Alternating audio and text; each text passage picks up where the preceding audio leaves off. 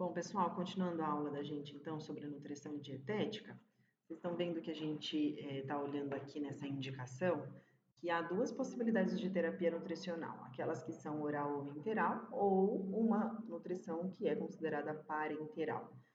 Vocês podem ver que a parenteral mostra que não há possibilidade de usar o intestino para o paciente se alimentar. Então, a gente já subentende que a nutrição parenteral ela não vai ser feita por via trato gastrointestinal, e sim ela tem que ser feita por outras vias. Nesse caso, é a via endovenosa, tá?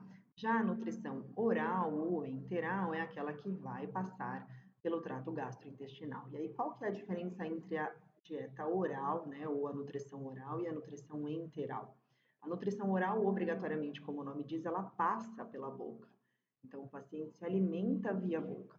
Quando a gente chama de uma dieta ou uma nutrição que é interal, obrigatoriamente ela não vai passar pela boca. Então, o paciente vai estar com um dispositivo de sonda, seja uma sonda nasoenteral, aquela que vem pelo nariz, seja uma sonda oral, que passa pela boca, ou seja aqueles dispositivos que estão direto no abdômen, tipo uma gastrostomia ou uma ileostomia, uma jejunostomia, desculpa. Então, essas possibilidades na dieta que é interal, elas existem, tá bom? E aí o tipo de dieta muda, porque não é a mesma, não são as mesmas propriedades que tem em uma dieta oral, não serão as mesmas propriedades de uma dieta enteral. Eu deixei aqui para vocês algumas indicações de dieta quanto à textura. Então, quando vocês forem lá para o hospital, como vocês já foram, né? Vocês perceberam que existem vários tipos de dieta. E quais são essas possibilidades? Existe a dieta que é geral, ou seja, ela é indicada para qualquer paciente que tenha a função de mastigação normal. E aí também tenha preservado a sua função do trato gastrointestinal, né? Então não há necessidade de nenhum tipo de modificação da dieta. Então uma dieta geral, ela é para um paciente que esteja tratando alguma doença, porém de trato gastrointestinal não tenha nenhuma comorbidade. E aí vale lembrar daquilo que eu falei em aula, né? Será que os pacientes que nós estamos atendendo realmente estão sendo vistos de forma individualizada em relação a essas condições? Porque aqui está dizendo que uma dieta geral ela é indicada para uma pessoa que tem a função de mastigação e gastrointestinal preservados. Considerar que uma pessoa que usa prótese dentária, por exemplo, tem a função de mastigação normal, não é muito legal, porque nem sempre essa função está ajustada, né? Então, se a gente for pensar em uma prótese dentária que o paciente não conseguiu se ajustar, não consegue mastigar, faz sentido eu dar um bife inteiro para ele? Então, será que ele vai conseguir se alimentar dessa maneira? É sobre isso que a gente tem que pensar, tá? Bom, a outra dieta possível é a dieta branda, ela é usada quando o paciente tem alguma alteração na perturbação orgânica dele, né, ou alguma função do trato gastrointestinal, ou está em uma condição de pós-operatório. Isso porque, como vocês estão vendo aí na consistência do alimento, os alimentos eles são cozidos, picados ou amassados, o que facilita a mastigação. Então, em uma condição de pós-operatório, por exemplo, o paciente ainda está retornando das condições pós-anestesia. Então, ele precisa dessa facilidade para que ele consiga se alimentar de forma adequada. Além do que, existe também a facilidade do estômago, do intestino, de fazer a absorção e o aproveitamento desses nutrientes, uma vez que esses nutrientes já chegam de uma maneira um pouco mais facilitada para eles, né? A próxima dieta, então, é a dieta pastosa. A dieta pastosa ela é utilizada para indivíduos que têm dificuldade de mastigar ou de engolir, ou de doenças neurológicas pós-operatórias de cirurgias na face, por exemplo. Né? Isso porque a consistência dela deve ser lisa e grossa, como um creme ou um purê. E aqui é que a gente também tem que prestar atenção, porque dietas pastosas elas servem para pacientes que têm problemas de deglutição. Se a dieta for muito líquida, que é a próxima opção que nós vamos ver, se a dieta for líquida, e um paciente com problemas de deglutição utilizar essa dieta, pode acontecer uma coisa que acontece com uma frequência aí até que a gente não gostaria que acontecesse, que é a broncoaspiração. Por quê?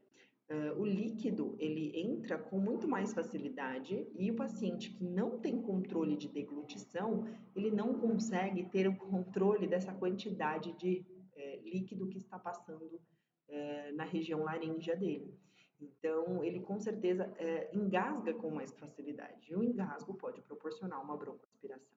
Então, a dieta pastosa, ela tem que ser nessa consistência de purê, justamente para ajudar o paciente a ter, né, essa deglutição mais parcelada, né, de uma maneira mais segura, para que ele não broncoaspire, tá?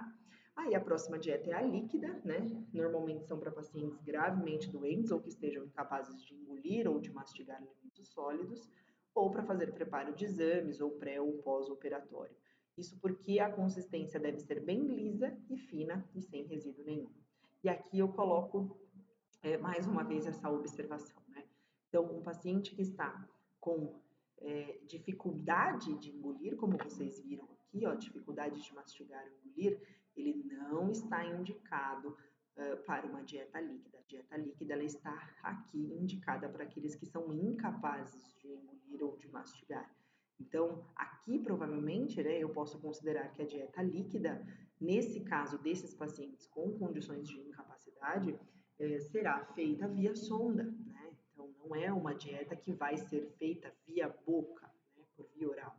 Ela vai ser feita por via sonda, porque o paciente não consegue deglutir. Então, essa eu coloco até como um ponto de atenção para vocês por uma possível questão de prova, né? Então, pacientes com impossibilidade de deglutição fazem uso de dieta líquida via sonda. Pacientes com dificuldade de engolir fazem uso de dieta pastosa por via oral mesmo, tá? Certo? Eu vou deixar algumas questões aqui também para vocês em relação a isso. E ainda falando da dieta líquida, a possibilidade de um pré ou pós-operatório e não obrigatoriamente está relacionado à capacidade de deglutição do paciente. Está relacionado, nesse caso,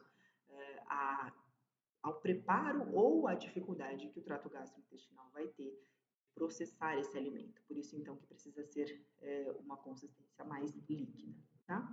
E por último, a nossa dieta leve, que é uma dieta normalmente mais pastosa, e ela é indicada para pacientes que têm necessidade de ficar com o sistema gastrointestinal em repouso, né?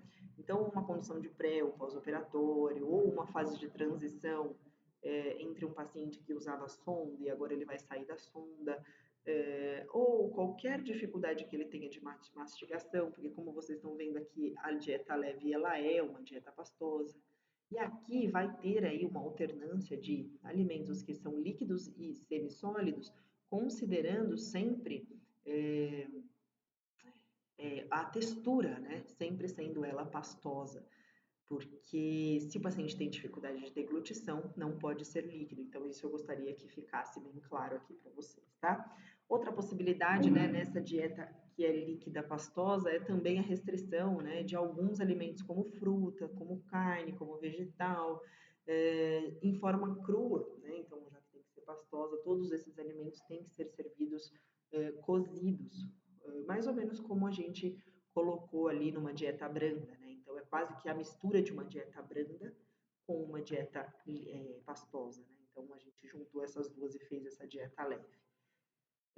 Como não somos nós que prescrevemos dieta, eu quero que vocês não se preocupem com isso, mas eu preciso só que vocês tenham a clareza de conseguir ler uma prescrição, ver qual é o tipo de dieta que esse paciente está recebendo e ver se a condição que o paciente te apresenta, de fato, ela favorece, né?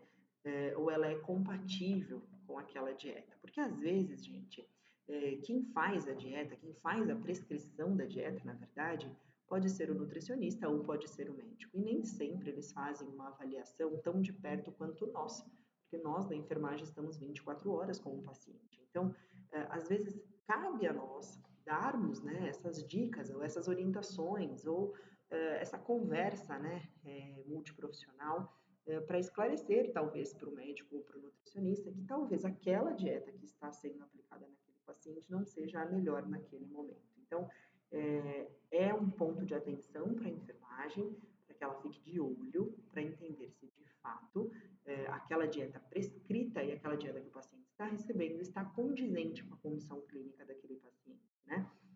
Nós, em sala de aula da última vez, conversamos a respeito disso e vocês mesmos me relataram que vocês viram pacientes lá numa daqui, né, por exemplo, com a dieta lá, parada, sem se alimentar. E aí, de repente, a gente não sabe exatamente qual que é, né, o problema que aquele paciente está passando para não ter se alimentado com a dieta, certo? Deixei outras indicações de dietas aqui para vocês, agora aqui é em relação ao nutriente, então lembrem-se, voltei o slide aqui, nós estamos falando de textura, e aqui nós vamos falar de nutrientes. Quais são as possibilidades? Uma dieta que seja hipercalórica, o nome já diz, ela é alta em calorias, então para pacientes que estão em recuperação de cirurgias ou com alguma desnutrição, por exemplo, vai favorecer, né, esse aumento calórico para ele. A dieta pode ser hipossódica, essa daqui vocês já devem ter visto, né? O nome já diz, né? O prefixo do nome diz que é hipo. Eu até escrevi errado aí para vocês, corrijam, não é iossódica, é hipossódica, tá? Ela é destinada àqueles pacientes que têm hipertensão e problemas renais, ou seja, precisa ter restrição de sódio e precisa ter esta restrição em toda a sua dieta, em toda a sua refeição. Então, ele vai ter essa restrição em todas as refeições. Por isso que a dieta dele vai ser sempre hipossódica, tá? É o controle do sal na dieta. Ou ela pode ser hipoglicêmica, e aqui o nome já diz glicemia, nós estamos falando dos diabéticos, então são dietas com baixa ingestão de carboidratos, né? E, consequentemente, baixa ingestão de alimentos que sejam de índice glicêmico alto, isso para tentar fazer com que o paciente mantenha níveis de glicose mais controlados no sangue, né? Nós temos a dieta que é hiperproteica, que o nome já diz hiper, é muito proteína, então são para aqueles pacientes que necessitam de uma recuperação muscular, por exemplo, grandes queimados em geral necessitam dessa regeneração de pele, então eles precisam de um aporte, né, proteico maior e aí essa dieta serve para eles e normalmente são proteínas animais que são incluídas, né? Ah, e se a gente for considerar um paciente que seja vegano ou vegetariano, haverá possibilidade então de readequação para proteína vegetal, como nós vimos, né? Só que a gente tem que considerar que aqui nós estamos falando de uma dieta que é servida para um grande público, né? E a gente tem que ver a individualidade. Então, de repente, o paciente não está comendo porque ele é vegetariano. Então, será que a gente está observando isso? Será que é possível fazer adequação, tá? Então, atenção a isso também. E dieta hipoproteica. Hipoproteica, o nome diz, o que era hiper é muito, o que é hipo é pouco.